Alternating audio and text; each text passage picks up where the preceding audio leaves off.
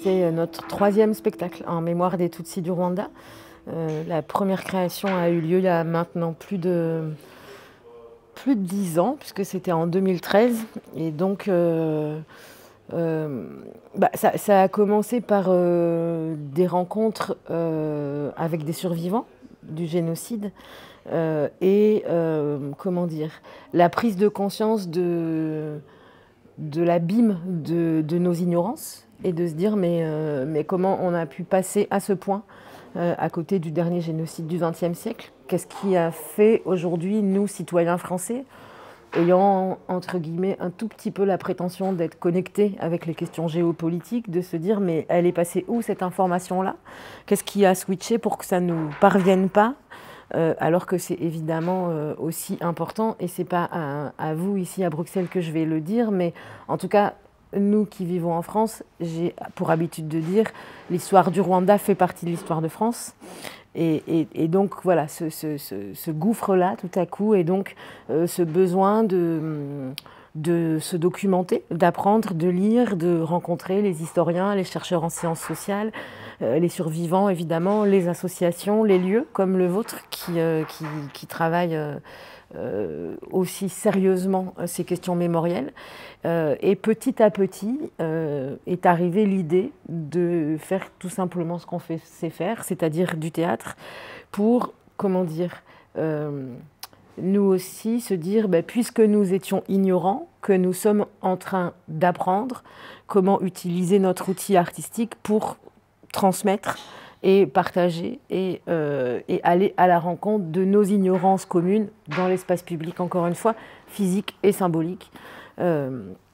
Voilà, donc un premier spectacle en 2013, un deuxième spectacle en 2018, et puis petit à petit et presque à notre insu, on a cheminé avec l'actualité mémorielle du Rwanda, c'est-à-dire qu'en 2013, la nécessité c'était qu'est-ce qui s'est passé en 1994, quelque chose d'assez factuel, informatif. Et puis en 2018, on a pu commencer à aller se dire quelle est la place de cette mémoire dans la société civile, qu'est-ce qu'on fait de la justice, qu'est-ce qu'on fait de l'éducation, qu'est-ce qu'on fait du soutien moral aux survivants. Et puis, avec tout dépend du nombre de vaches, étape supplémentaire, comment on transmet aux jeunes générations qui n'étaient pas nées en 94, qui sont porteurs de cette mémoire, évidemment, là-bas sur les collines du Rwanda, mais aussi ici, comment intéresser un jeune enfant à l'histoire de son humanité, en fait. Donc voilà, c'est un peu un cheminement au long cours qui nous a amené à se dire, tiens, maintenant, sans doute, sommes-nous prêts, après ces deux premiers opus, à aller rencontrer les enfants et accepter qu'à un moment, on peut s'asseoir face à un enfant, et dans l'endroit dans lequel on est, ça résonne réellement, pour pouvoir lui dire « Écoute, le monde dans lequel tu vis, c'est aussi ça ». On ne s'est pas interdit quoi que ce soit.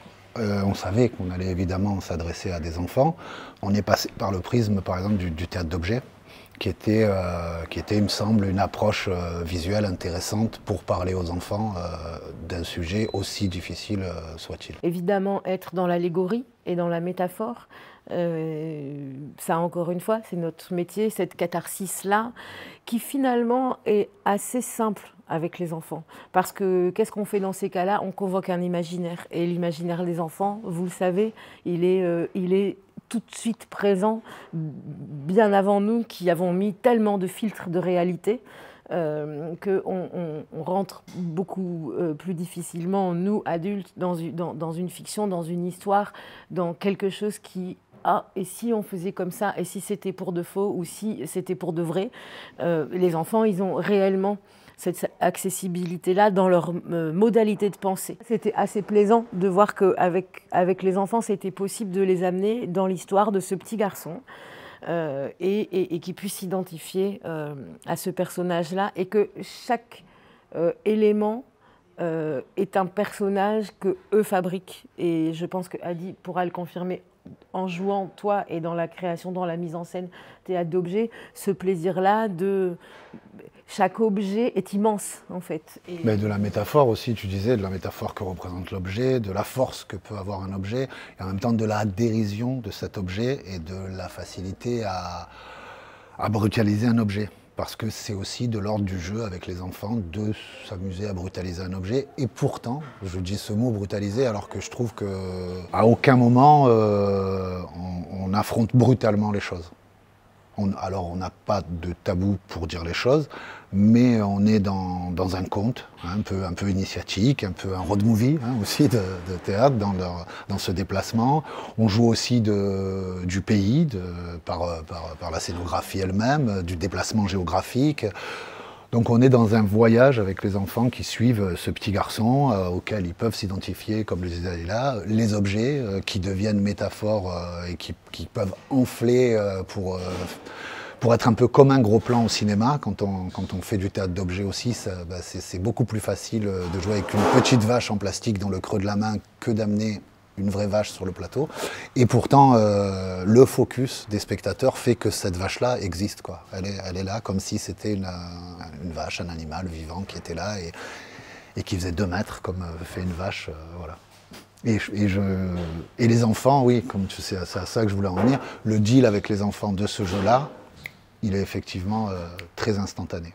Et ça marche et on peut les embarquer avec ça. Et il y a la musique aussi qui est très importante et qui nous conduit tout le long de cette traversée du pays. Alors nous on est sur un conte, c'est très distancié avec les enfants sur l'histoire qu'on raconte.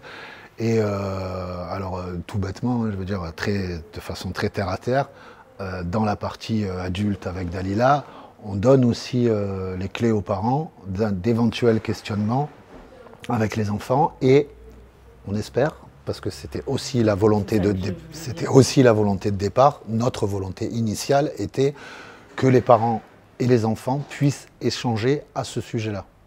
Sujet douloureux, mais le sujet de la mémoire de l'humanité, parce que ça concerne toute l'humanité, ça ne concerne pas juste ce petit pays au centre de l'Afrique. Et c'était l'idée aussi sans doute par rapport à notre chemin depuis ces précédents spectacles, puisqu'on est ensemble depuis la première création, c'était de dire, et si le théâtre continuait sans nous en fait ?